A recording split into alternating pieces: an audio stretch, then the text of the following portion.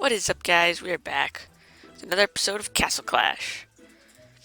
So it's been a little while since I've done a recording on this account because um, there wasn't really much new to really record, and so I wanted something new to really show you guys when I got on and recorded.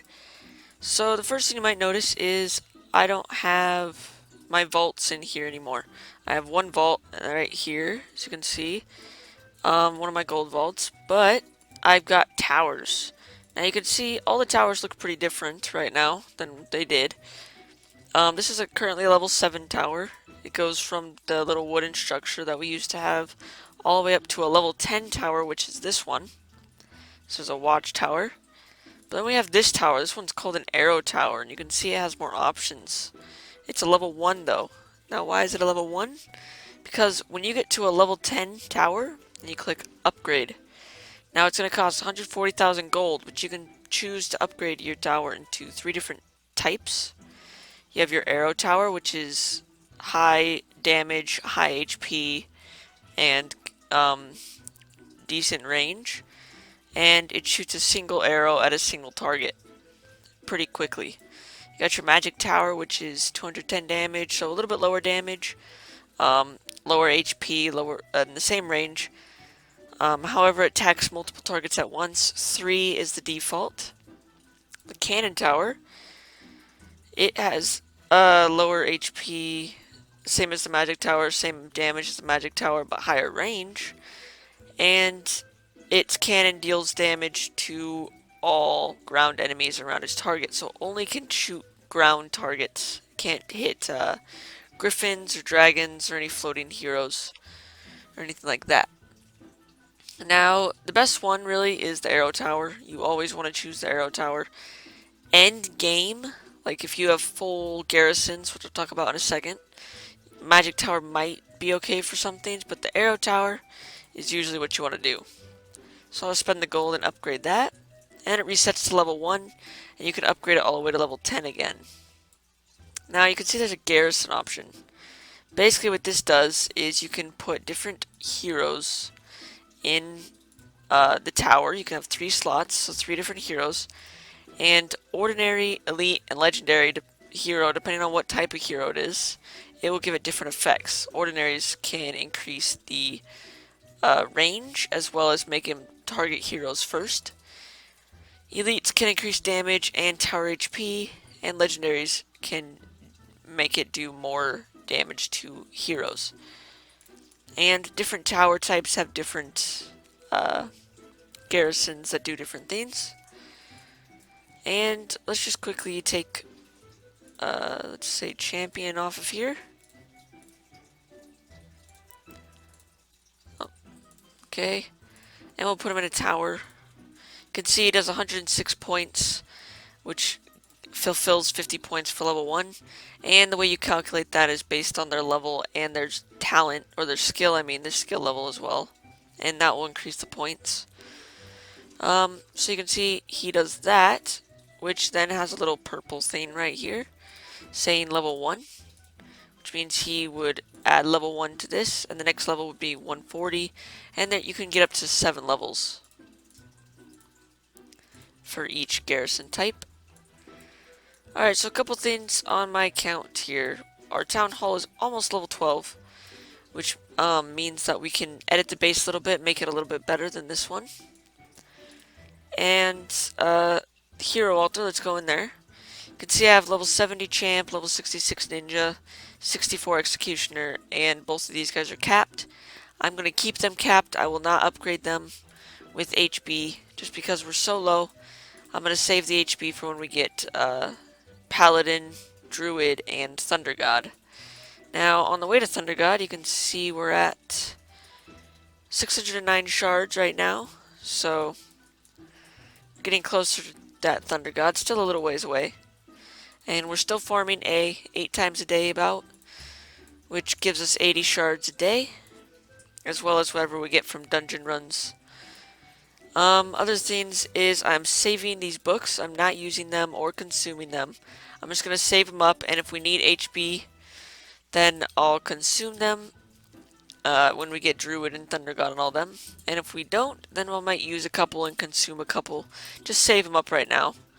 Also the merits, we've got 285 merits, saving up for that 630 honor badge pack, which is 2,000 honor badges. Other than that, I haven't really been upgraded anything else, just been focusing on the vaults, the towers. So you can see I'm trying to get this third tower up to level 10 so it can be an arrow tower. And the reason I'm doing that is because I want to start farming B pretty soon, maybe when I get the Druid and Paladin and stuff like that. I might be able to farm B maybe a little bit sooner. But another thing we're going to talk about here is, you know, I'm in a guild, and our guild does boss at 21 server time, 2100 server time. I've already done my guild donation, I think, for the day. Yeah, I'm at 100. So that basically, you can see it's 20:58 right now, so in 2 minutes we're going to have a boss battle. And so I wanted to show you guys how the boss battle works and what I'm doing. I'm not a very good damage dealer. I've done it a couple times here. I'm 18th. I'm getting around 2,500 honor badges. Only doing around 1,000,000 damage, which is not bad, but definitely not good enough to get a ton of honor badges. Like these guys up here getting 14,000 honor badges a day. That's insane. A little quick update, something I'm really excited about is earlier today on my main account, I got, I had enough shards I've been saving for a while to buy an Amortep for 7,500 shards, and I decided I had around 3,000 gems saved up from free gems and stuff like that. So I decided I would roll those first, just in case I rolled a Amortep, then I wouldn't need to buy them. Let's see, they're talking about the boss. Yep, boss is about to start. And with those 3,000 gems, now my main account, the main heroes right now are Champion, Ninja, Druid, Thunder God, and Reaper. And I also have a Paladin. But those five were my main heroes. And so I don't have Pumpkin Cupid, any of the shard or the gem only heroes, Pumpkin Cupid or Snowzilla. And you can see this boss started here. So I rolled a Pumpkin Duke today and a Snowzilla. And I'm super excited about that. Got my Pumpkin Duke up to 5/9 skill on that account. And it's just tons of fun. Alright guys, so when you want to challenge a boss, let's quickly talk about this. You go to your guild and you go to event. You can see we're doing tier 3. And you can challenge the boss, alright? So this has changed from recent ones. Now you have magic during the boss. And if your heroes die during boss, it doesn't matter because you could just keep reusing them. So the way I like to do it is I use Champion first, because he has revive. And I use him tank. And then I instantly put invincibility up. So that the boss, so that my champion gets a chance to proc and stun the boss before the boss hits any of my people. You can see I did around 123,000 right there, which is a lucky one because I got a heavy blow off on one of my heroes because my angel and ninja both have heavy blow. Usually I'm getting around 80,000, 90,000 every placement here. And you can see this is just my drop strategy.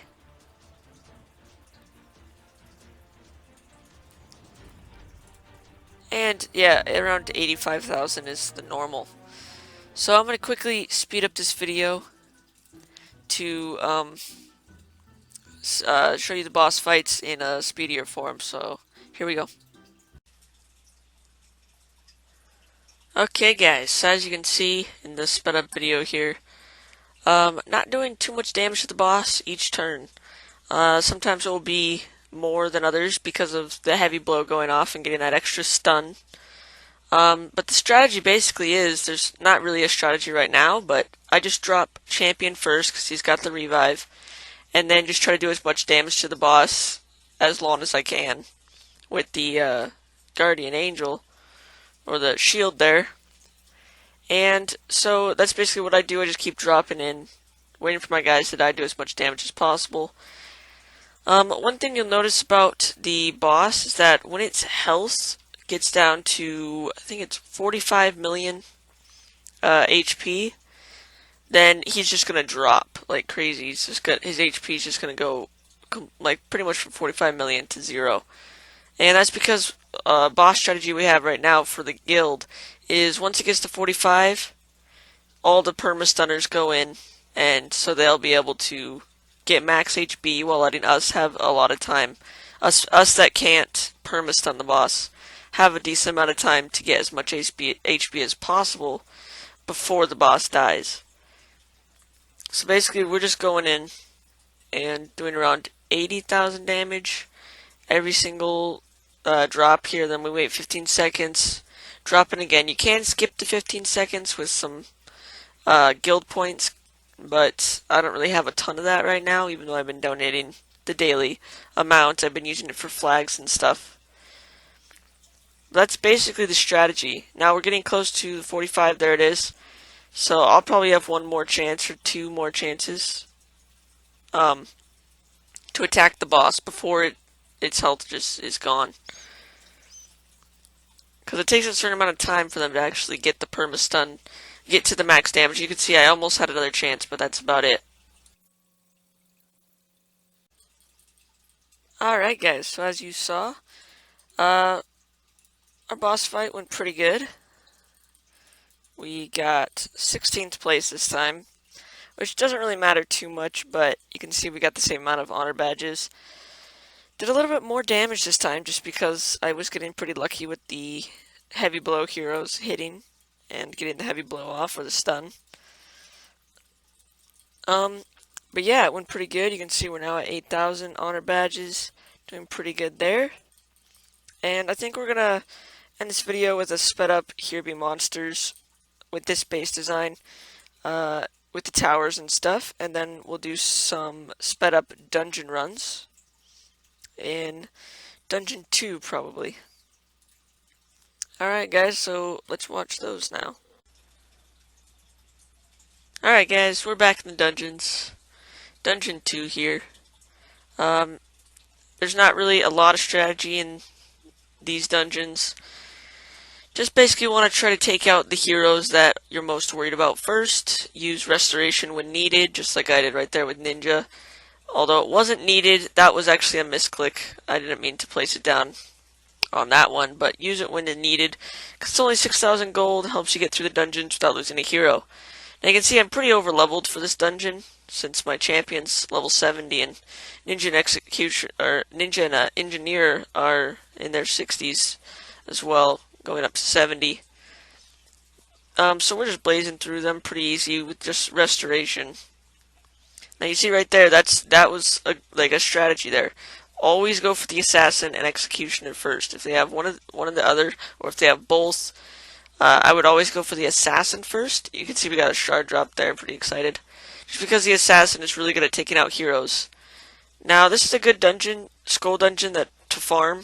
However, I'm not gonna be able to farm it anytime soon, just because my heroes are not high enough levels to do it without troops.